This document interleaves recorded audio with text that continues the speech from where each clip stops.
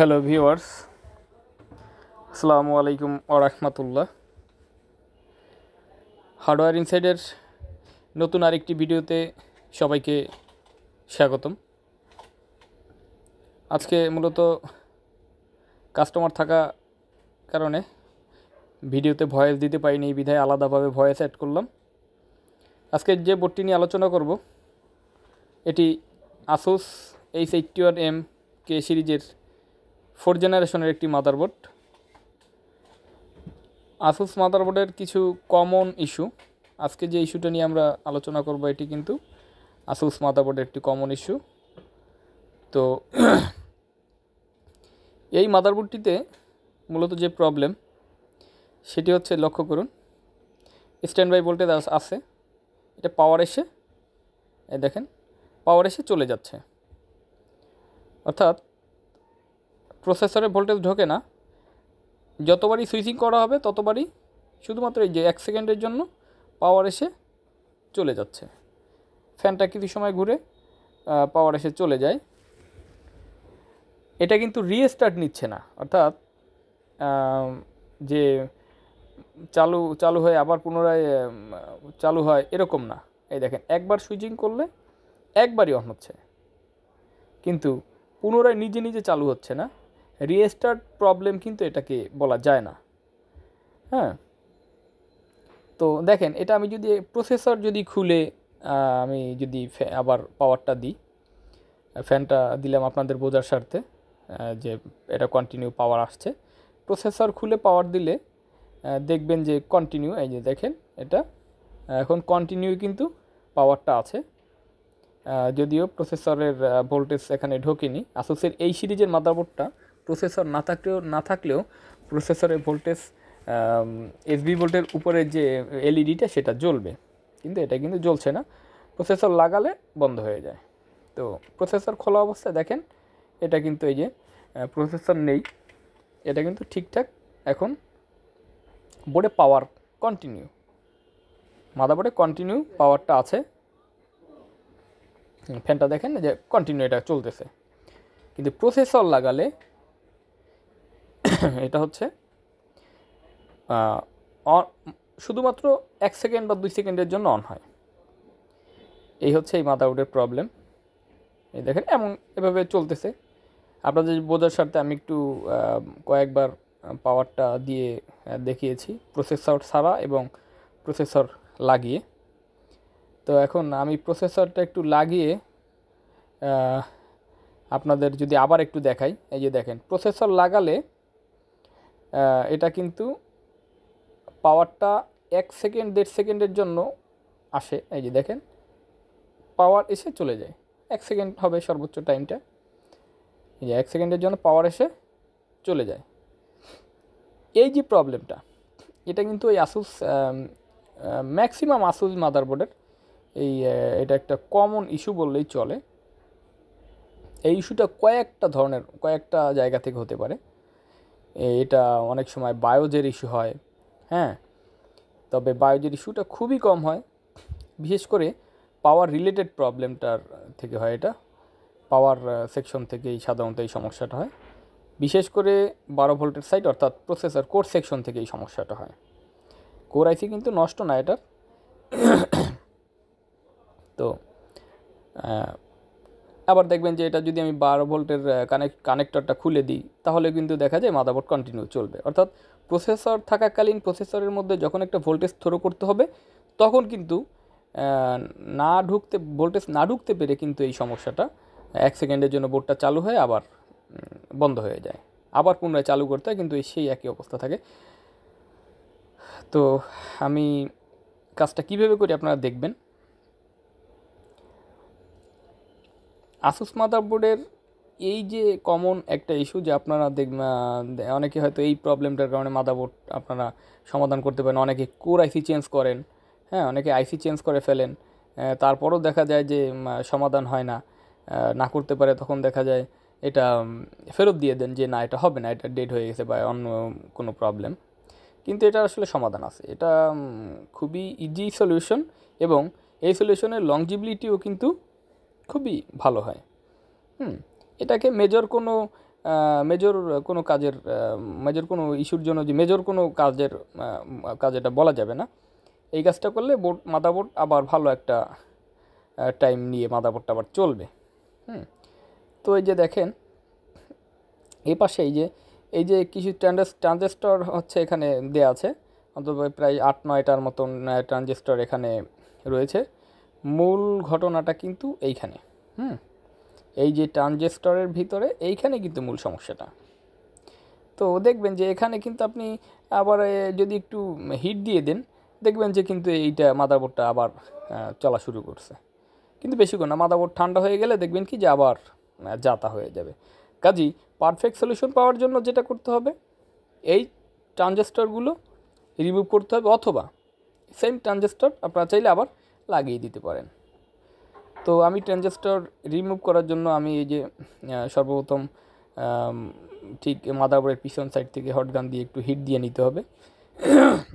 Hit দিয়ে নিলে হয় কি, এই যে এর পাশে থাকা যে প্লাস্টিকের সকেটে, যেমন সিপিইউ কুলিংয়ের যে প্লাস্টিকের যে কানেক্টরটা, র্যামের যে কানেক্টর, হ্যাঁ এই পাশে 12 ভোল্টের যে কানেক্টর, এগুলো আসলে এই প্লাস্টিকের অংশগুলো হিটে ক্ষতিগ্রস্ত হয় না। এই জন্য নিচ দিয়ে একটু হিট দিয়ে নিলে পরবর্তীতে উপরে অল্প সময়ের জন্য হটগান ধরলে খুব দ্রুত এই ট্রানজিস্টরগুলো উঠে আসবে। তো মোটামুটি একটু পর্যাপ্ত হিটটা নিচে দিয়ে নিতে হবে।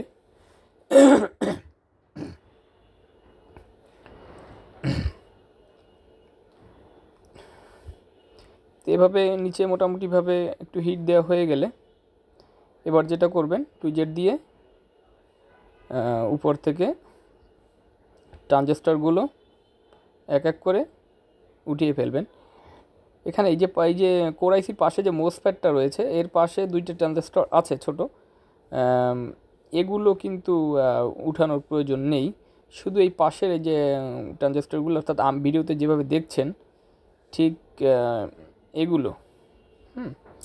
যদিও ক্যামেরাটা আমার ফিক্সড করা, যার কারণে আমি আপনাদের জুম করে দেখাতে পারছি না, তবে এই ট্রানজিস্টরগুলোই হচ্ছে রিমুভ করে ফেলবেন।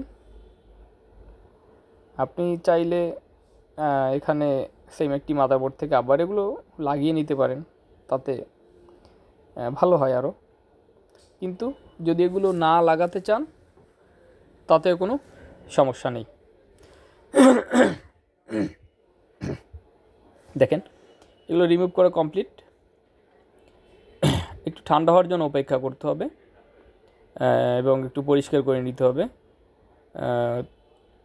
তুলোতে একটু থিনার লাগিয়ে যদি এই জায়গাটা একটু পরিষ্কার করে নেন এভাবে, হ্যাঁ জায়গাটা সুন্দরভাবে একটু পরিষ্কার করে নিলেন, এবং সাথে সাথে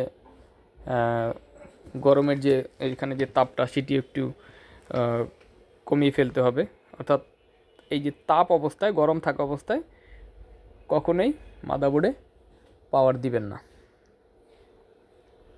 তো এভাবে একটু পুরো কোর সেকশনটা ভালোভাবে একটু পরিষ্কার করে নেবেন, সুন্দরভাবে একটু পরিষ্কার করে এরপরে ঠান্ডা হওয়ার জন্য একটু অপেক্ষা করতে হবে। ঠান্ডা করে তারপরে হচ্ছে মাদারবোর্ডে পাওয়ার দিয়ে দেখবেন যে এবার মানে আগের যে সিমটম ছিল তার কোনো পরিবর্তন আসছে কি না। আশা করা যায় পরিবর্তন আসবে। তো এই ইস্যুগুলোর আরও কিছু পয়েন্ট থেকে সমস্যা, যেটা আমি আপনাদের এরকম সমস্যাগুলো পেলে পরবর্তীতে সেই ভিডিওর মাধ্যমে আমি আপনাদের দেখিয়ে দিব। হ্যাঁ এভাবে করে একটু যত ভালোভাবে পরিষ্কার করে নেওয়া যায় আর কি। কোর আইসির পাশে অনেক সময় যে দেখেন ফাঙ্গাস পড়ে থাকে, হ্যাঁ সেগুলো পরিষ্কার করতে হবে। তো মোটামুটি ঠান্ডা হয়েছে। ঠান্ডা হইলে আমাদের এখন আমরা এটি চেক করার জন্য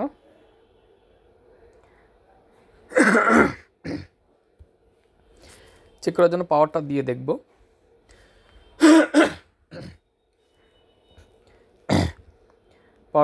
আপনারা লক্ষ্য করবেন হচ্ছে এই যে দেখেন আমি ট্রানজিস্টরগুলো ওখান থেকে খুলে এখানে রাখছি। লক্ষ্য করবেন এর আমার যে অ্যানালাইজার কাট লাগিয়েছি তার দিকে খেয়াল করবেন। ফ্যানটা একটু লাগিয়ে নিচ্ছি আপনাদের বোঝার সুবিধার জন্য। ফ্যানটা লাগিয়ে নিচ্ছি, দেখবেন এবার কিন্তু প্রসেসর লাগানো অবস্থায় আমরা পাওয়ার দিব। প্রসেসর লাগানো অবস্থায় পাওয়ার দেবে। আগে কিন্তু প্রসেসর লাগানো অবস্থায় পাওয়ার আসেনি, এসে 1 সেকেন্ডের জন্য আবার চলে গিয়েছে।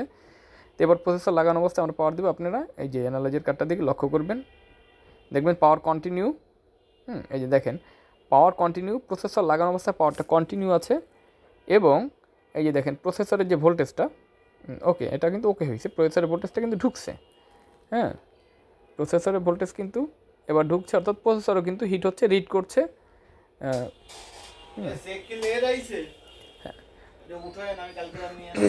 প্রসেসর কিন্তু এবার রিড করছে। তো আমি যদি বিপারটা লাগিয়ে আপনাদের একটু শব্দটা শোনাতে পারবো না, যেহেতু পুনরায় ভয়েসটা আমি অ্যাড করেছি। কাজেই এই বিপের যে আওয়াজটা সেটি অবশ্যই আপনারা পাবেন না, যেহেতু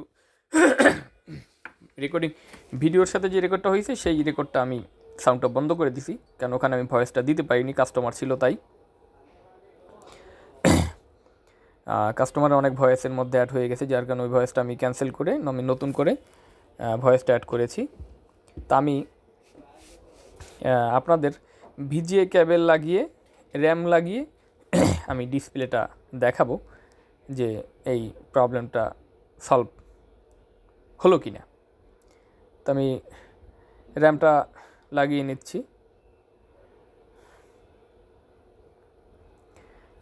র্যামটা লাগিয়ে নিতে হবে। লক্ষ্য করছেন প্রসেসর কিন্তু এটা লাগানো আছে। ভিজিএ কেবলটা লাগিয়ে নিচ্ছি এবং কিবোর্ডটি একটু লাগিয়ে নিতে হবে, কিবোর্ডটাও লাগিয়ে নিতে হবে।